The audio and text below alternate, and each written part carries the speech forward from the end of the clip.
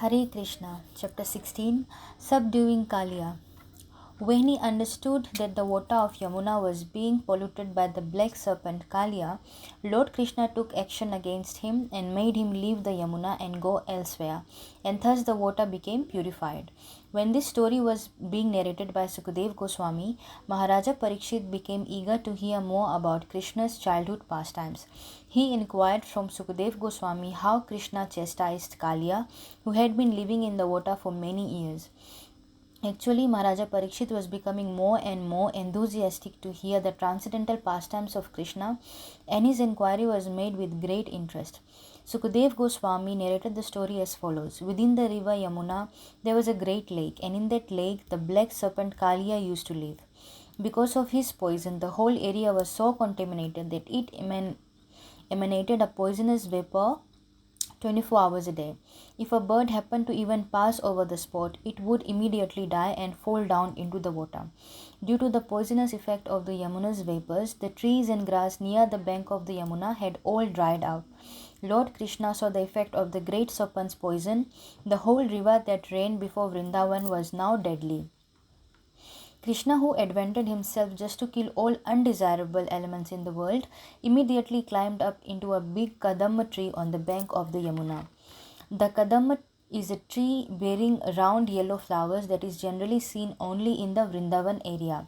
After climbing on to the top of the tree, he tightened his belt cloth and slapping his arms just like a wrestler, jumped into the midst of the poisonous lake. The kadamba tree from which Krishna jumped was the only tree there which was not dead. Some commentators say that due to being touched by the lotus feet of Krishna, the tree immediately became alive. In some other Puranas, it is stated that Garud, the eternal carrier of Vishnu, knew that Krishna would take this action in the future, and so he put some nectar on this tree to preserve it.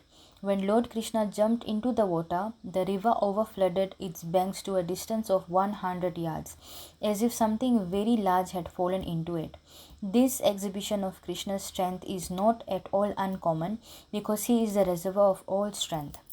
When Krishna was swimming about just like a great strong elephant, he made a tumultuous sound with which the great black serpent Kaliya could hear. The tumult was intolerable for him, and he could understand that this was an attempt to attack his home. Therefore, he immediately came before Krishna. Kaliya saw that Krishna was indeed worth seeing because his body was so beautiful and delicate. Its color resembled that of a cloud, and his feet resembled a lotus flower. He was decorated with Srivatsaha, jewels and yellow garments. He was smiling with a beautiful face and was playing in the river Yamuna with great strength. But in spite of Krishna's beautiful features, Kaliya felt great anger within his heart, and thus he grabbed Krishna with his mighty coils. Seeing the incredible way in which Krishna was enveloped in the coils of the serpent, the affectionate cowherd boys and other inhabitants of Vrindavan immediately became stunned out of fear. They had dedicated everything to Krishna, their lives, property, affection, activities, everything was for Krishna. And when they saw him in that condition, they became overwhelmed with fear and fell down on the ground. All the cows, bulls, and small calves became overwhelmed with grief, and they began to look at him with great anxiety. Out of fear, they could only cry in agony and stand erect on the bank, unable to help their beloved Krishna. While this scene was taking place on the bank of the Yamuna, there were all ill omens manifest. The earth trembled, meteors fell from the sky, and the left side of the men's bodies shivered. All these are indications of great immediate danger. Observing the inauspicious signs, the cowherd men, including Maharaja Nanda, became very anxious out of fear. At the same time, they were informed that Krishna had gone to the pasturing ground without his elder brother Balram. As soon as Nand and Yashoda and the cowherd men heard this news, they became even more anxious. Out of their great affection for Krishna and being unaware of the extent of his potencies, they became overwhelmed with grief and anxiety because they had nothing dearer than Krishna, and because they had dedicated their everything, life, property, affection, mind, and activities to Krishna. Because of their great attachment for Krishna, they thought, today Krishna is surely going to be vanquished. All the inhabitants of Vrindavan came out of the village to see Krishna. The assembly consisted of children, old men, women, animals, and all living entities. They knew that Krishna was their only means of sustenance. While this was happening, Balram, who is the master of all knowledge, stood there simply smiling. He knew how powerful his younger brother was, and that there was no cause for anxiety when Krishna was fighting with an ordinary serpent of the material world. He did not, therefore, personally take any part in their sorrow. On the other hand, all the inhabitants of Vrindavan, being disturbed, began to search out Krishna by following the impression of his footprints on the ground, and thus they moved hastily towards the bank of the Yamuna. Finally, by following the footprints marked with flag, bow, and conch shell, the inhabitants of Vrindavan arrived at the river bank and saw that all the cows and boys were weeping to behold Krishna and wrapped in the coils of the black serpent. Then they became still more overwhelmed with grief. While Balram was smiling to see their lamentation, all the inhabitants of Vrajbhumi merged into the ocean of grief because they thought that Krishna was finished. Although the residents of Vrindavan did not know much about Krishna, their love for him was beyond comparison.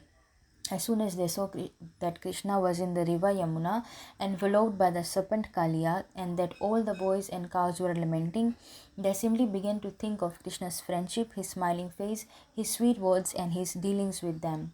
Thinking of all these and seeing that their Krishna was now within the clutches of Kaliya, they at once felt that the three worlds had become vacant.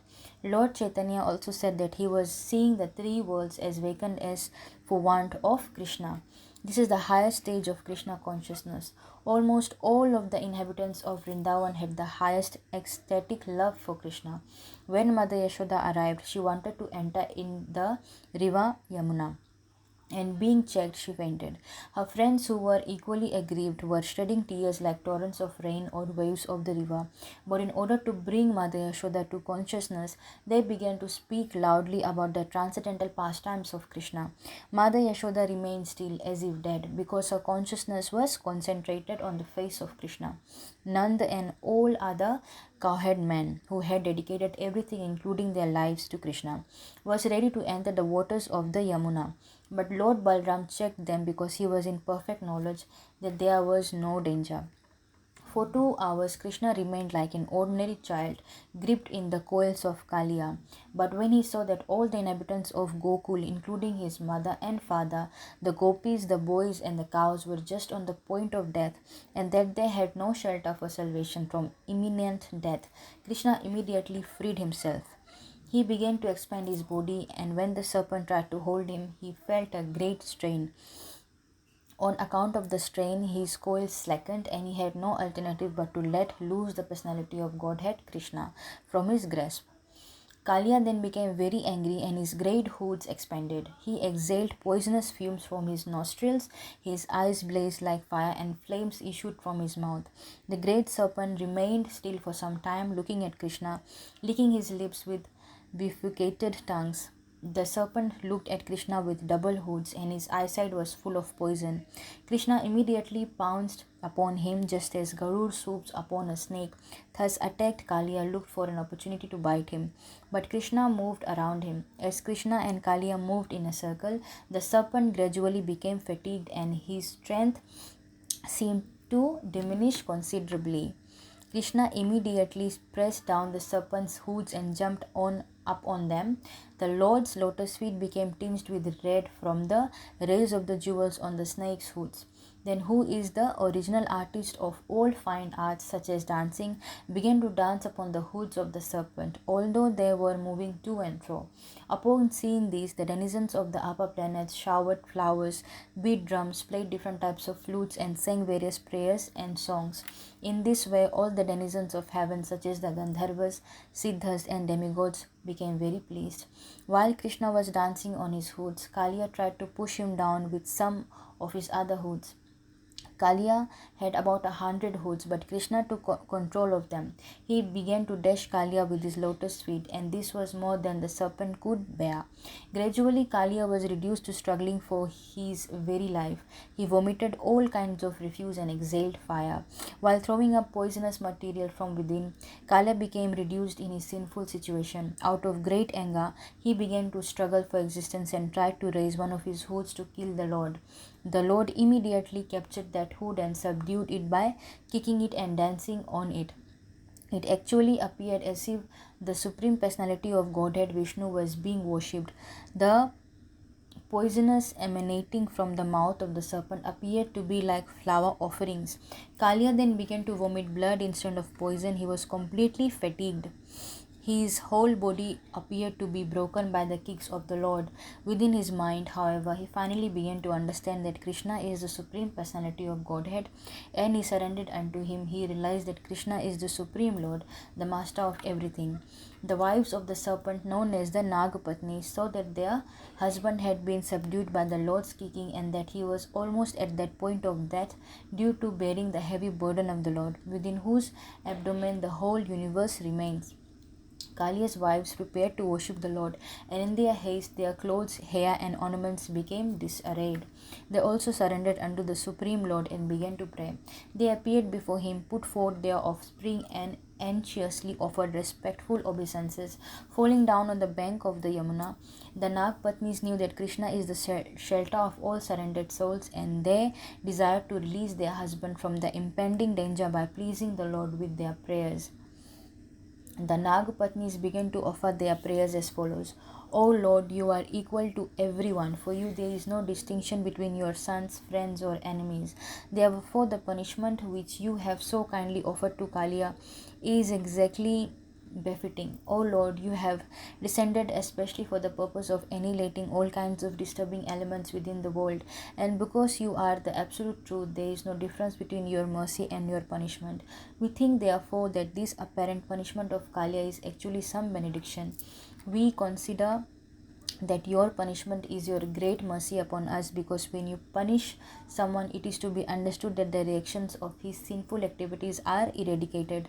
It is already clear that this creature appearing in the body of a serpent must have been overburdened with all kinds of sin. Otherwise, how could he have the body of a serpent? Your dancing on his hoods has reduced all the sinful results of actions caused by his having the body of a serpent. It is therefore very auspicious that you have become angry and have punished him in this way. We are very much astonished to see how you have become so pleased with this serpent, who evidently performed various religious activities in his past lives that pleased everyone. He must have undergone all kinds of penances and austerities, humbly honored others, and executed universal welfare activities for all living creatures. The Nagapatnis confirm that one cannot come in contact with Krishna without having executed pious activities in devotional service in his previous lives. As Lord Chaitanya advised in his Sikshastaka, one has to execute devotional service by humbly chanting the Hare Krishna mantra, thinking oneself lower than the straw in the street, and not expecting honor for himself, but offering all kinds of honor to others. The Nagapatnis were astonished that although Kaliya had the body of a serpent as the result of grievous sinful activities, at the same time he was in contact with the Lord to the extent that the Lord's lotus feet were touching his hood. Certainly this was not the ordinary result of pious activities. These two contradictory facts astonished them. Thus they continued to pray, "O dear Lord, we are simply astonished to see that he is so fortunate as to have the dust of your lotus feet on his head. This is a fortune sought after by great saintly persons. Even the goddess of fortune underwent severe austerities just to have the blessing of the dust of your lotus feet. So how is it that Kaliya is so easily getting this dust on his head? We have heard from authoritative sources that those who are blessed with the dust of your lotus feet do not even care for the highest post within the universe, namely the post of Lord Brahma, or the kingship of the heavenly planets, or the sovereignty of this planet. Nor do such persons desire to rule the planets above this earth. such as Siddhalok, nor do they aspire for the mystic powers achieved by the yoga process, nor do the pure devotees aspire for liberation by becoming one with you. My Lord, although he is born in a species of life which is fostered by the most abominable mode of material nature, accompanied with the quality of anger, this king of the serpents has achieved something very, very rare. Living entities who are wandering within this universe in different species of life can very easily achieve the greatest benediction only by your mercy. It is confirmed in the Chaitanya Charitamrita that the living entities are wandering within the universe in various species of life, but by the mercy of Krishna and the spiritual master, they can get the seed of devotional service, and thus their path of liberation can be cleared. The Nagapatnis continued, we therefore offer our respectful obeisances unto you, our dear Lord, because you are the Supreme Person. You are living as the Super Soul within every living entity. Although you are transcendental to the cosmic manifestation, everything is resting in you. You are the personified, indefatigable, eternal time. The entire time force is existing in you. You are and you are therefore the seer and the abdomen of total time in the shape of past, present, and future, month, day, hour, moment, everything. In other words, oh Lord, you can see the perfectly all the activities happening in every moment, in every hour, in every day, in every month, in every year, past, present, and future. You are the yourself, the universal form, and yet you are different from this universe. You are simultaneously one with the different from the universe. We therefore offer our respectful obeisances unto you. You are yourself the whole universe, and yet you are the creator of the whole universe. You are the superintendent and maintainer of this whole universe, and you are its original cause. Although you are present within this universe by our three qualitative incarnations, Brahma, Vishnu, and Maheshwar, you are transcendental to the material creation.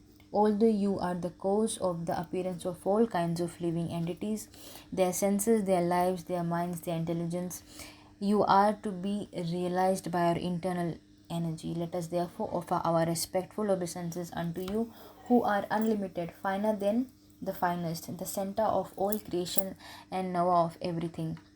Different varieties of philosophical speculators try to reach you. You are the ultimate goal of all philosophical efforts, and it is actually only you who are described by all philosophies and by different kinds of doctrines. Let us offer our respectful obeisances unto you, because you are the origin of all scripture and the source of knowledge.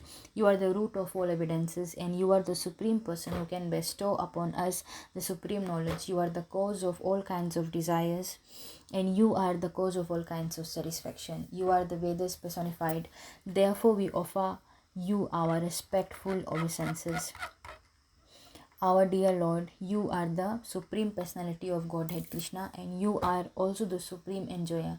You have now appeared as the Son of Vasudeva, a manifestation of the pure state of goodness. You are the predominating deities of mind and intelligence, Anirudh and Pradyumna, and you are the Lord of all Vaishnavas.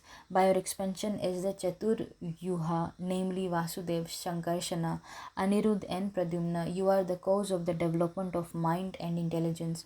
By your activities only, the living entities become covered by forgetfulness or discover their real identity. This is confirmed in the Bhagavad Gita, 15th chapter. The Lord is sitting as the super soul in everyone's heart, and due to his presence, the living entity either forgets himself or revives his original identity. We can partially understand that you are within our hearts as the witness of all our activities, but it is very difficult to appreciate your presence, although every one of us can do so to some extent. You are the supreme controller of both the material and spiritual energies. Therefore, you are the supreme leader. Although you are different from this cosmic manifestation, you are the witness and creator and the very ingredient of this cosmic manifestation. We therefore offer our respectful obeisances unto you. Our dear Lord, in the matter of creating this cosmic manifestation, personally you have nothing to exert by expending your different kinds of energy, namely the mode of passion, the mode of goodness, and the mode of ignorance. You create, maintain, and annihilate this cosmic manifestation. As the controller of the entire time force, you simply glance over the material energy, thereby creating this universe and energizing the different modes of material nature, which act differently in different creatures. No one can estimate, therefore, how your activities are going on different in this world, within this world. Our dear Lord, although you have expanded into the three principal deities of this universe, namely Lord Brahma, Lord Vishnu, and Lord Shiva, for creation, maintenance, and destruction, your appearance is as Lord Vishnu is actually for the benediction of the living creatures. Therefore, for those who are actually peaceful and who are aspiring after the supreme peace, worship of your peaceful appearance as Lord Vishnu is recommended. O Lord, we are submitting our prayers unto you. You can appreciate that this poor serpent is going to give up his life. You know that for us women, our husband is our life and everything, and therefore we are praying unto you that you kindly excuse Kaliya, our husband, because of if this serpent dies, then we shall be in great difficulty. Looking upon us only, please excuse this great offender. Our dear Lord, every living creature is your offspring, and you maintain everyone. This serpent is also your offspring, and you can excuse him once, although he has offended you. You undoubtedly without knowing your supremacy. We are praying that he may be excused this time. Our dear Lord, we are offering our loving service unto you because we are all eternal servitors of your Lordship. You can order us to do whatever you please. Every living being can be relieved from all kinds of despair if he agrees to abide by your orders. After the Nag Patni submitted their prayers, Lord Krishna released Kaliya from his punishment.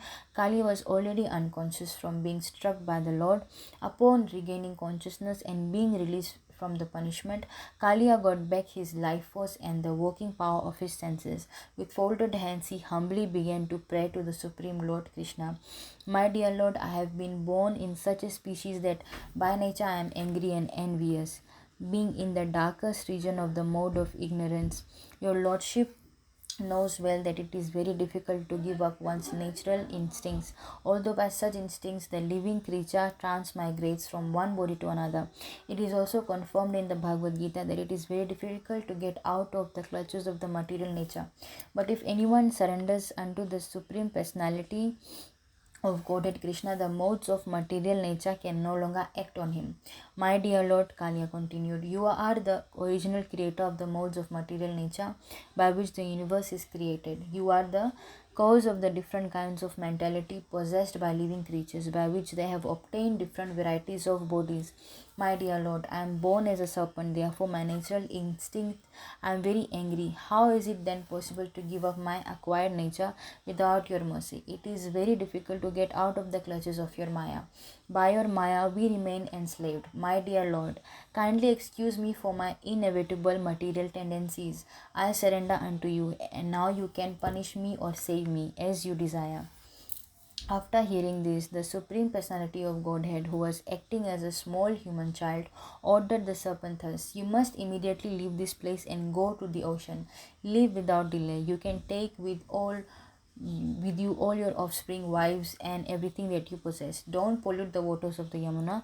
Let it be drunk by my cows and cowherd boys without hindrance. The Lord then declared that the order given to Kaliya snake be recited and heard by everyone so that no one need fear Kaliya any longer. Anyone who hears the narration of the Kaliya serpent and his punishment will need fear no more the envious activities of snakes. The Lord also declared, if one takes a bath in the Kaliya lake where my cowherd boyfriends and I have bathed, or if one fasts for a day and offers oblations to the forefathers from the water of this lake, he will be relieved from all kinds of sinful reactions. The Lord assured Kaliya, you came here out of fear of Garud, who wanted to eat you in the beautiful land by the ocean. Now, after seeing the marks where I have touched your head with my lotus feet, Garud will not disturb you. The Lord was pleased with Kaliya and his wives. Immediately hearing his order, the snake and his wives began to worship him with great offspring of nice garments, flowers, garlands, jewels, ornaments, sandal pulp, lotus flowers, and nice eatable fruits. In this way, they pleased the master of Garud, whom they were very much afraid. Then, obeying the orders of Lord Krishna, all of them left the lake within the Yamuna. Thus ends the Bhakti Vedanta purport of the 16th chapter of Krishna, Subduing Kaliya. Hare Krishna.